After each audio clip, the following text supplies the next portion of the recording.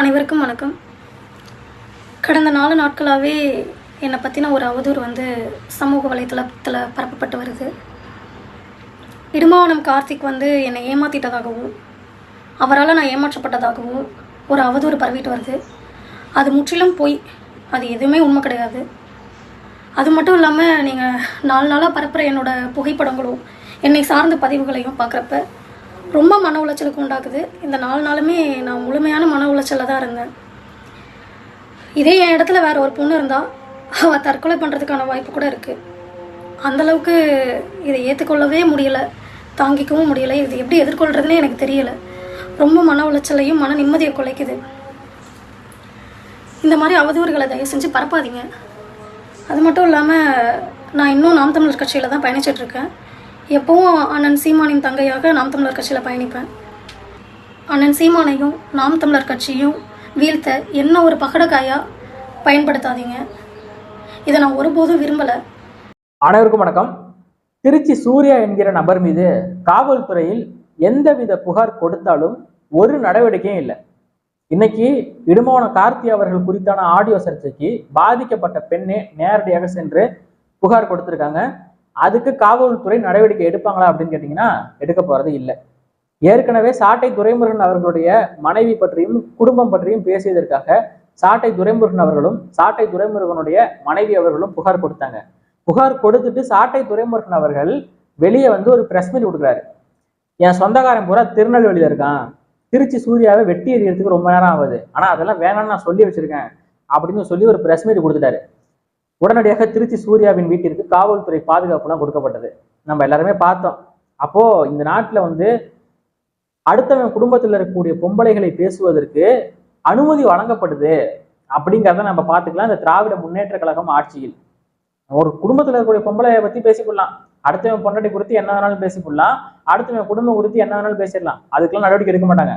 ஆனா நம்ம காவல்துறையில ஒரு புகார் கொடுத்து நடவடிக்கை எடுக்கலன்னா அடிச்சு விடுவோம், வெட்டி விடுவோம்னு சொன்னா அவன் வீட்டுக்கு பாதுகாப்பு வழங்கப்படுது. அப்ப இதனாலதான் தொடர் குற்றங்களும் கொலைகளும் நடக்குது. திமுக என்றாலே ரவுடிசம், கட்ட பஞ்சாயத்து, கொலை கொள்ளை, கற்பழிப்பு, கூலிப்படையின் ஆதிக்கம் இதெல்லாம் தொடர்ச்சியா நடைபெறும். இன்னைக்கு அண்ணன் இடும்பாவனம் கார்த்தி அவர்கள் அவங்க குறித்து ஒரு ஆடியோ வெளியானது. ஒரு பெண்ணை ஏமாத்திட்டாரு சாதி வெறியர் இடும்பாவனம் கார்த்தி, இந்த சமூகத்தின் பெண் என்பதால் ஏமாற்றி விட்டார் அப்படின்னு சொல்லி ஒரு ஆடியோ வெளியானுச்சு. அந்த ஆடியோல ஒரு மயிர் கிடையாது, அது வேற விஷயம். ஆனா இவனுங்க அதையும் ஒரு ஆடுன்னு சொல்லி வெளியிட்டு அதுல சுய இன்பம் அடைந்தானுங்க. இன்னைக்கு எந்த பெண்ணை ஏமாற்றி விட்டார் இடும்பாவனம் கார்த்தி அப்படின்னு சொன்னாங்களோ அதே பெண் ஒரு காணொலி வெளியிட்டிருக்காங்க. என்னை பற்றியும் இடும்பாவனம் கார்த்தி அவர்கள் பற்றியும் வெளியாகக்கூடிய அவதூறு ஆடியோ குறித்து நான் காவல் நிலையத்துல புகார் கொடுத்திருக்கேன். இது நான் பாதிக்கப்பட்ட இடத்துல வேற எந்த ஒரு பெண் இருந்தாலும் நிச்சயமா தற்கொலை பண்ணியிருப்பாங்க. அந்த அளவுக்கு உளவியெல்லாம் நான் டிஸ்டர்ப் ஆயிருக்கேன் அப்படின்னு சொல்லி அந்த பெண் காணொலி வெளியிடுறாங்க. இது எப்படி மக்கள் இருக்கு? நானே ஒரு ஆம்பளை பிள்ளை, ஒரு 2 வருஷத்துக்கு முன்னாடி நான் ஒரு இன்மெச்சூர்டா இருக்கும்போது ஆன்லைன்ல லோன் எடுத்துட்டேன். ஆப் இருக்குல்ல, ஆப் மூலியமா ஒரு 2500 ரூபாயோ எவ்வளவோ சொல்லி லோன் எடுத்துட்டேன். 7 நாள்ல கட்டணும் நானுங்க. ஆனா நான் கட்டலை. அதாவது எடுத்தது 2500 ரூபா, ஆனா கட்ட சொன்னது 4000 ரூபாய் 7 நாள்ல. அதை நான் கட்டல, கட்ட 7வது நாள் தான் கட்டல. அன்னைக்கு என்ன பண்றான்னா என்னுடைய ஃபேஸ் மட்டும் இருக்கு, ஆனா கீழே உடம்பு எல்லாம் வேற மாதிரி எடிட் பண்ணி ஆபாசமா போடுறான். இவன் ஒரு அப்படி, இவன் ஒரு இப்படின்னு சொல்லி யாரு நம்ம வடக்கர்கள் தான் போடுறானுங்க. போட்ட உடனே நமக்கு படப்படமே அடிச்சு கை கால்லாம் விட விடன்னு வர ஆரம்பிச்சிருச்சு. இப்ப அந்த மாதிரி போட்டு வர அப்படின்னு சொல்லிட்டு போயிடுவான். அப்போ அந்த பக்குவம் இல்லை.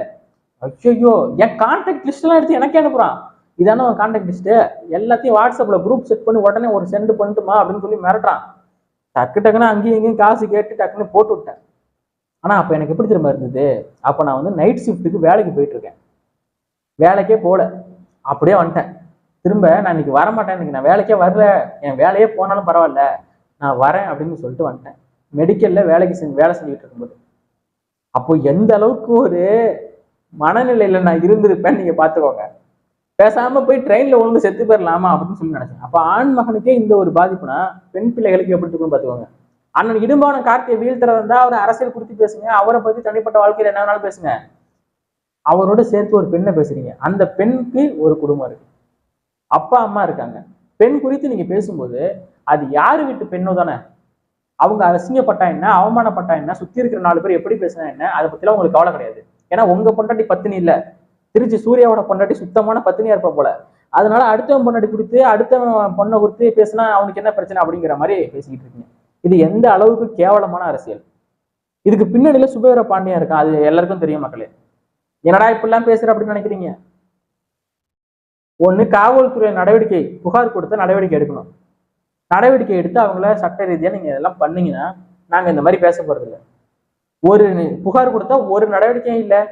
அவங்க வீட்டுக்கு போலீஸ் பாதுகாப்பு கொடுப்பீங்கன்னா இன்னும் எத்தனை வருஷத்துக்கு திமுக ஆட்சியில இருக்கிறோம்? இந்த முதலமைச்சர் மு க ஸ்டாலின் செய்யக்கூடிய சிறப்பான ஆட்சி இன்னும் எத்தனை வருஷத்துக்கு நீடிச்சிடும்? அதிகபட்சம் இன்னும் 1.5 வருஷம். 2026 ஆட்சி வீழ போகுது. அடுத்து வேற ஒரு ஆள் ஆட்சிக்கு வரப்போறாரு என்பது வெளிப்படையா தெரியுது. கூட்டணி எதிர்கட்சி வலுவில்லாத ஒரு காரணத்தால நீங்க தொடர்ந்து வெற்றி பெற்றுட்டு வரீங்க. எத்தனை நாள் நீங்க இருந்துட போனீங்கன்னு ஆட்டம் போடுறீங்க. எத்தனை நபர்களை நீங்க கைது பண்ணி உள்ள வச்சிருக்கீங்க? சவுக்கு சங்கரை உள்ள வச்சீங்க, அடுத்த சாட்டை துறைமுருகனை கைது பண்ணலான்னு பாத்தீங்க, நீதிமன்றம் விடுதலை பண்ணி அனுப்பிடுச்சு. எந்தவித முகாந்திரமும் இல்லாம கைது பண்ணக்கூடாதுன்னு சொல்லி. ஏண்டா ஊர்ல இருக்கிற அத்தனை பொம்பளைகளை மீறியும் நீங்க அவதூறு பரப்புறீங்க. உங்க வீட்டுல இருக்கிற பொம்பளைகள்னா உங்களுக்கு வந்து உங்க வீட்டுல இருக்கிற பொம்பளைகள் குறித்து நீங்க பேசுவீங்களாடா? வெக்கங்கட்ட அயோக்கிய பயிர்களா? டேய் சுபேர பாண்டியா அப்படின்னு சொல்லி கேட்கணும்னு சொன்னா நம்மளை கேட்க போறது இல்லை. ஏன்னா அவன் வந்து ஒரு பெரிய மனுஷன். என்னதான் அவன் வந்து லூலுன்னு குறுக்க வச்சுட்டு விபச்சாரம் செய்திருந்தாலும் கூட அவன் ஒரு பெரிய மனுஷனா இருக்காங்கிறதுல நமக்கு எந்தவித மாற்று கருத்தும் இல்லை. இந்த கேவலமான அரசியலுக்கு பின்னணியில் அந்த நபர் இருப்பார் என்பது நான் சொல்லிதான் உங்களுக்கு தெரியணும்னு இல்லை, அது உங்களுக்கே நல்லாவே தெரியும். இன்னொரு பக்கம் பாத்தீங்கன்னா நாம் தமிழர் கட்சியில உட்கட்சிக்குள்ள ஒரு பிளவை ஏற்படுத்தக்கூடிய வேலைகளை தமிழ் தேசிய ஆதரவாளர்கள், நடுநிலையாளர்கள் அப்படின்னு சொல்லிக்கிட்டு சில நபர்கள் பிரிவை ஏற்படுத்த பாக்குறாங்க. அவங்கெல்லாம் பாத்தீங்கன்னா எந்த நேரம் வேணாலும் அதிமுக பக்கம் சாயறதுக்கு வாய்ப்பு இருக்கு, எந்த நேரம் வேணாலும் பாஜக பக்கம் சாயறதுக்கு வாய்ப்பு இருக்கு. ஆனா அப்படி நாம் தமிழர் கட்சிக்குள்ள இருக்கிற மாதிரியே இருப்பாங்க.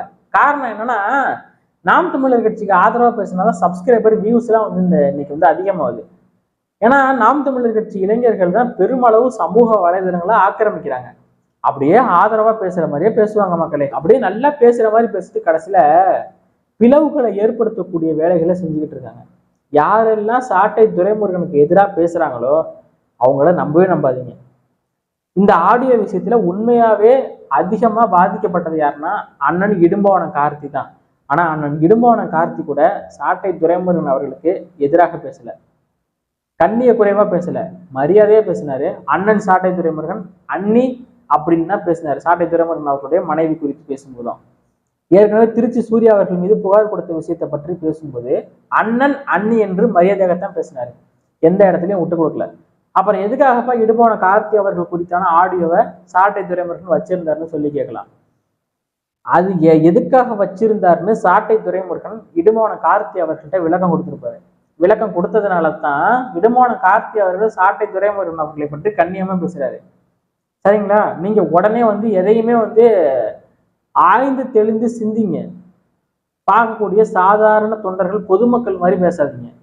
ஆனா சாட்டைக்கும் நாம் தமிழர் கட்சிக்கும் பிளவை ஏற்படுத்தணும்னு சொல்லி ஒரு குரூப் உழைத்து கொண்டிருக்கிறது. அந்த ஆடியோ குறித்தும் அண்ணன் இடும்போன கார்த்தி அவர்கள் சொல்றாரு, வெட்டி ஒட்டி தான் பரப்பப்படுது, எது ஒன்றும் முழுமையான காணொளி கிடையாது, முழுமையான ஆடியோ கிடையாது, எல்லாமே வெட்டி ஒட்டி அவர்களுக்கு தேவையானது போல் சித்தரிச்சு பரப்புறாங்க. நீங்க என்ன பண்ணணும்?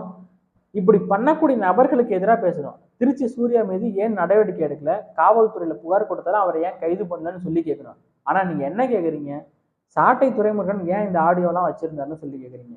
ஒரு போன் இருந்தா சில ஆடியோக்கள் மிஸ் ஆகி இருக்கதான் செய்யும். இதுல அவருக்கு மட்டும் என்ன, அதனால அவருக்கு ஏதாவது ஆதாயமா? சாட்டை துரைமுருகனுக்கு அவருக்கும் ஒரு பின்னடைவு தான்.